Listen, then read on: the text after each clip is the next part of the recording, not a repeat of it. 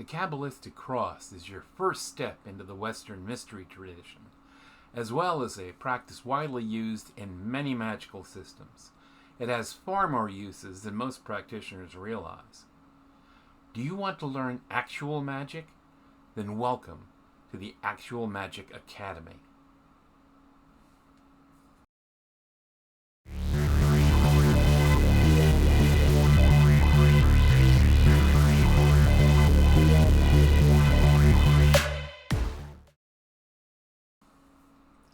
Hi, my name is Sterling, and I'd like to welcome you to the Actual Magic Academy. If this is your first time here, glad you came by. If you're returning, welcome back.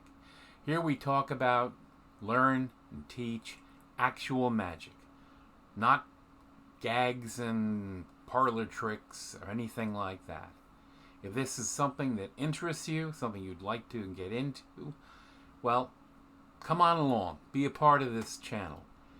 You might want to subscribe, put a like on this video, and maybe even ring the old alarm bell so that you'll be notified when new videos come out. I'd appreciate it, and it helps the channel a lot. Now, if you've never heard of the Kabbalistic Cross, let me give you some background.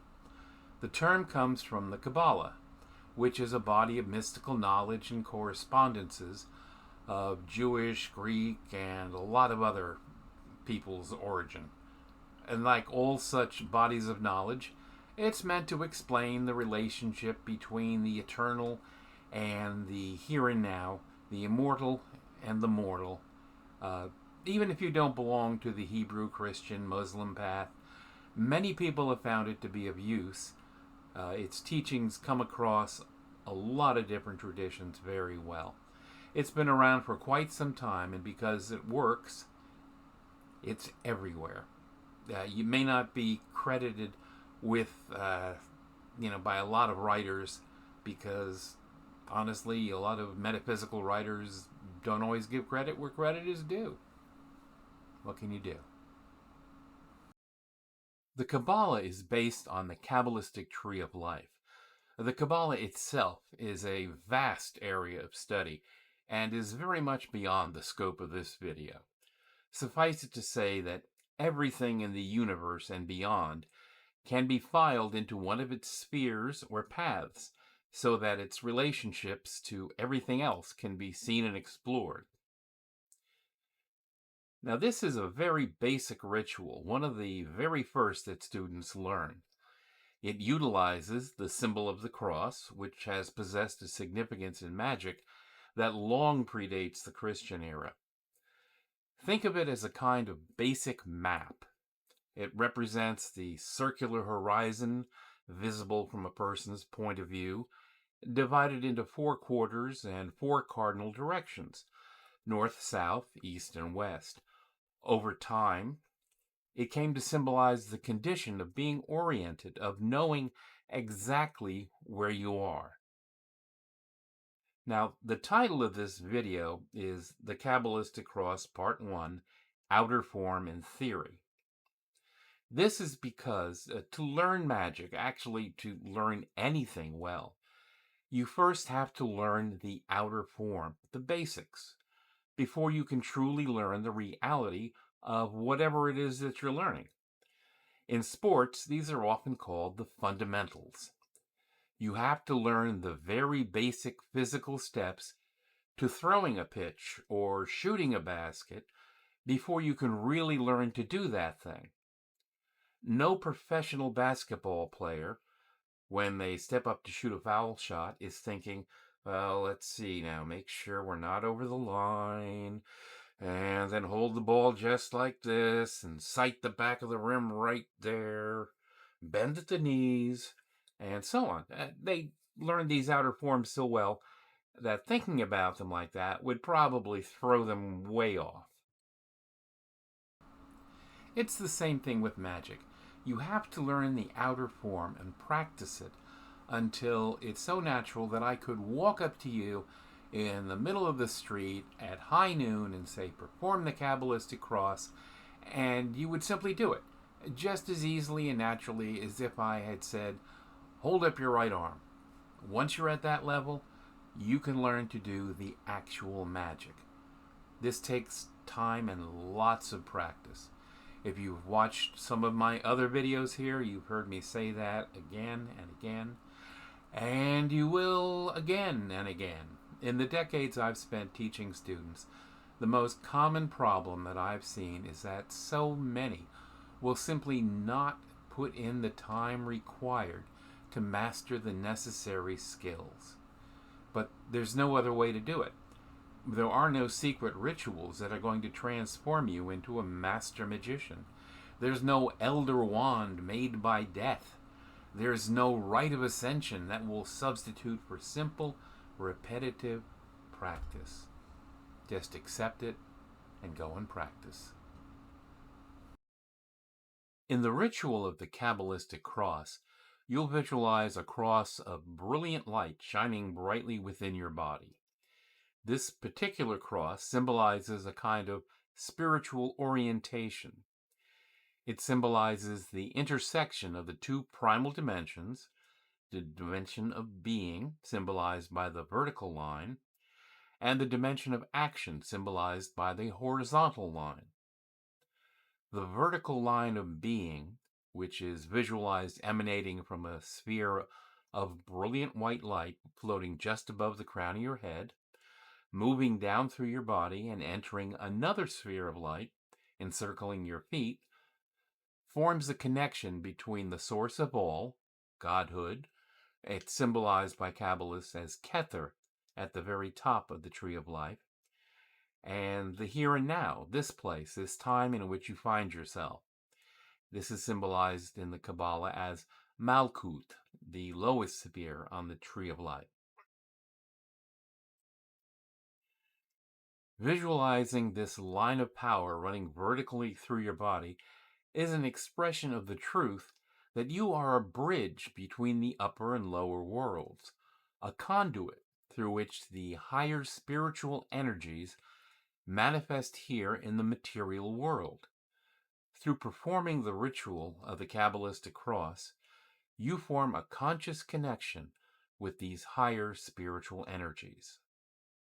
The horizontal line of action is visualized as a line of brilliant light running from a sphere of light at your right shoulder, which symbolizes Gevura on the tree of life of the Kabbalah, through the top of your heart center into a sphere of light on your left shoulder, which symbolizes Gedula on the tree of life. The line expresses the truth that you are a conscious being with the power to make decisions that are based on values. The Gevura sphere on your right shoulder symbolizes your ability to make limiting decisions, the decision to say no or I will not. The Gedula sphere on your left shoulder symbolizes your ability to make expansive or giving decisions, the decision to say yes or I will. The ritual of the Kabbalistic Cross is a magical method of gaining spiritual orientation, of affirming that you know exactly where you are spiritually and what you're going to decide to do. This is the perfect metaphysical position, the magical high ground. The Kabbalistic Cross is often considered to be no more than a preamble and an afterword to other magical rituals, such as the lesser banishing ritual of the pentagram. With most people, they simply do not understand the tremendous potential of so humble a ritual. This ritual is not merely an exercise in visualization. It's both a drawing down of looks, the sacred light from Kether, through the entire middle pillar, the center of your being, to Malkuth, and out to both Gevura and Gedula, and a circulating of this sacred light throughout the whole of the magician's body, throughout the whole of your body.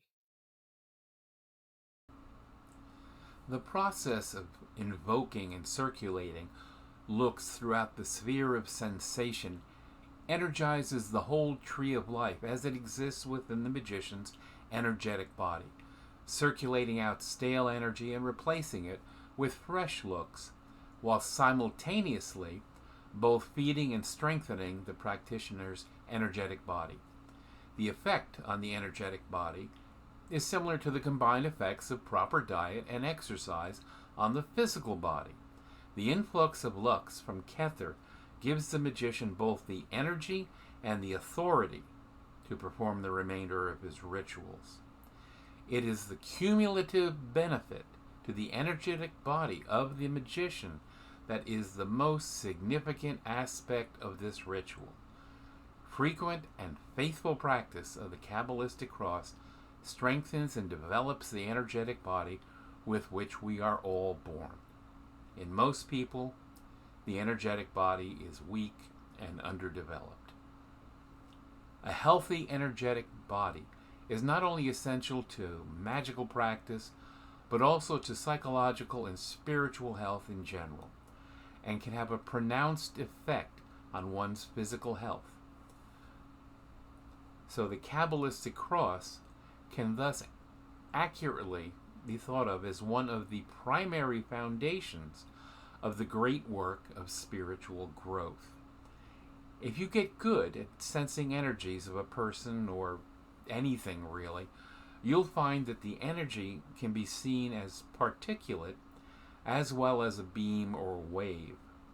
This is very like modern physics, which says that light can be understood both as a wave and as a particle, since it behaves as both in different ways at different times. If you're interested in this, you'll have to Google it or something like that, as none of my degrees are in physics, and I really can't explain it more competently than that. But if you compare the energy field of a magician who regularly practices ceremonial magic rituals with one who does not, you'll find the energy of the ceremonial magician is more refined. The particles are smaller, like smaller crystals in a metal. I couldn't say they were more powerful, but they always seemed more agile to me, more able to do subtle work. This can be very important when you consider that the amount of energy that's used in magic is actually very small. So the more subtly, the more precisely the energy can work, the more precisely you can direct it, the more effective your magic will be. The Kabbalistic Cross is also excellent for grounding and centering oneself or a group. So let's learn the physical steps for performing the Kabbalistic Cross. This ritual can be done anywhere at any time that you feel the need. For learning practices, let's pick a spot and time that's quiet and private. Begin by standing, or sitting if that works best for you, facing towards the east, the direction of the rising sun and the dawning light. You may keep your eyes closed or leave them open, whichever works best for you. Now visualize a glowing sphere of white light, about 10 inches in diameter, forming approximately 6 inches above the top of your head. Imagine that its light is blindingly bright, like the sun at high noon, so bright that you can't look directly at it without squinting. Take time for this image to form clearly in your imagination. Raise your right hand with the index and middle fingers extended and place the tips of those fingers into this sphere of light. Pull the light downward and touch your forehead, intoning the word Ate. This is a Hebrew word that means thou art, and it acknowledges the being of God. Now slowly move your right hand downward from your forehead and let it point down towards your feet. Imagine that the light is moving downward with your hand and that it continues straight down through your body until it reaches the region of your feet. Try to imagine that your body is semi-transparent and that you can see the light moving down through yourself. Visualize another sphere of radiant white light forming around your feet to the height of your ankles. And say the word Malkuth. This means the kingdom, and the sphere at your feet symbolizes the here and now in which you find yourself. Allow this image to become clear and strong in your imagination. And let your thoughts consider that you are the bridge between the upper and lower worlds, and that it's through your decisions that the divine light manifests here on earth. Visualize this upright line of the cross for perhaps 5 seconds. Now raise your right hand up to the beam of light at the level of your shoulders and then out to your right shoulder, and let it hover a few inches away from your right shoulder. Visualize a sphere of white light about 10 inches in diameter forming around and within your right shoulder. Allow this image to become strong and clear in your imagination. The Gevura sphere symbolizes your power and vitality, your ability to define boundaries and defend them, your strength to resist harmful negative influences. Keeping all this in mind, touch your right hand to the right shoulder and intone the words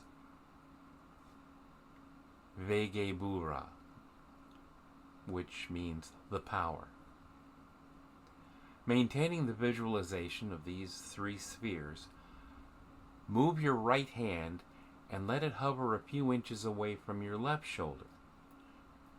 Imagine that a line of light is streaming from the white sphere on your right into your left shoulder, where a sphere of glowing white light forms, again about 10 inches in diameter, around and within your left shoulder.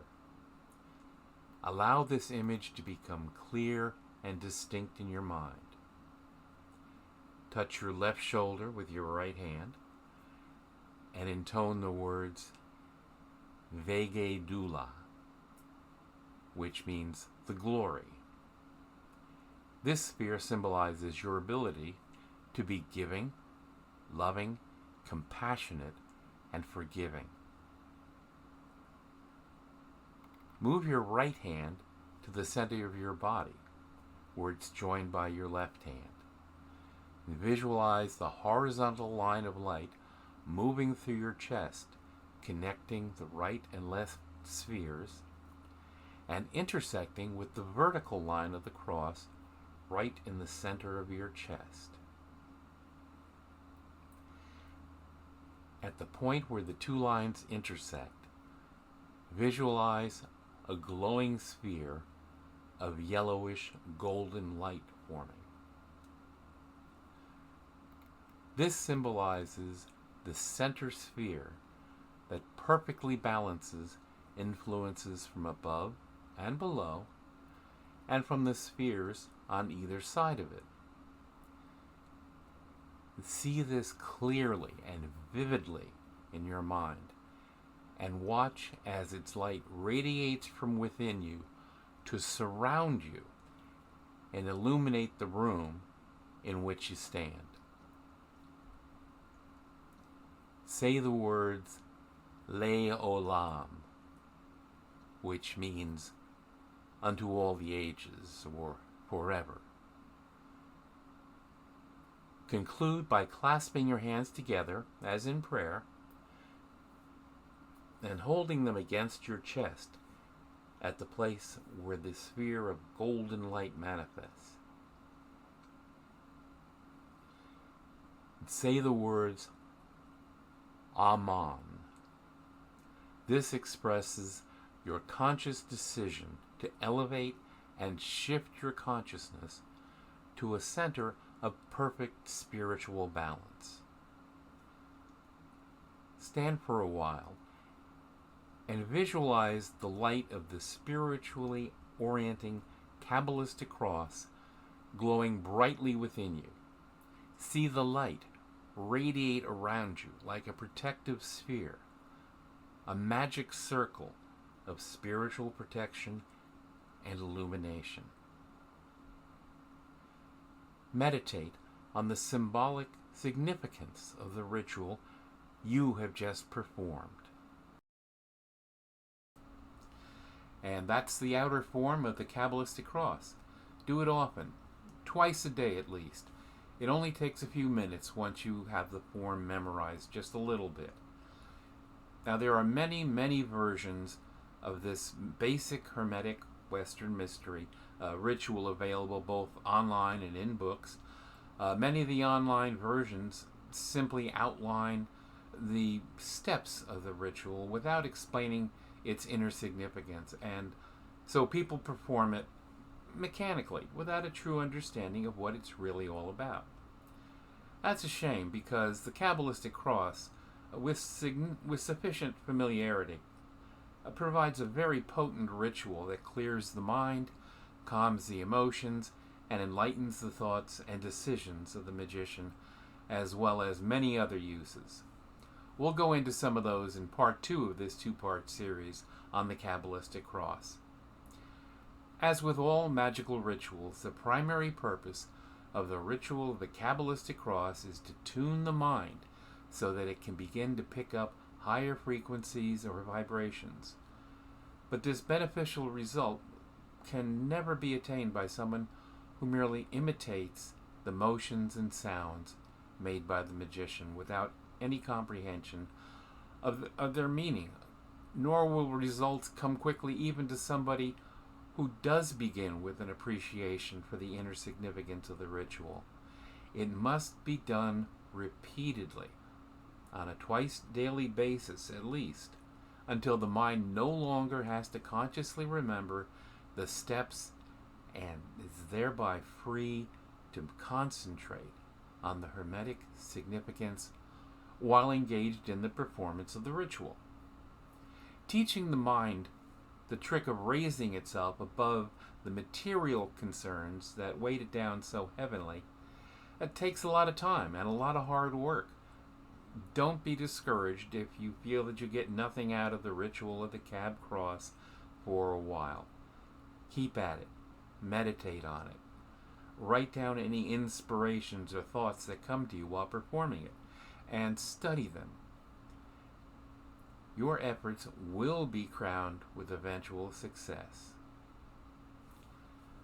I wish you success. Feel free to ask questions in the comments and share any insights you have in the use of this ritual. We're going to leave it there for this video. If you enjoyed it and learned something from the video, do me a favor. Wave your magic wand and like the video. Maybe even subscribe to the channel and ring the notification bell. It doesn't cost you a thing, and it really does help the channel. If you'd like to help the channel out even more, there's a Buy Me a Coffee link in the description below, and you can buy me a coffee. Keep me awake the next time I'm trying to put one of these together. Be sure to leave your thoughts, ideas, questions, and requests for any future videos in the comments below, and I'll see you in part 2. Until the next time, blessings bright and dark. Peace.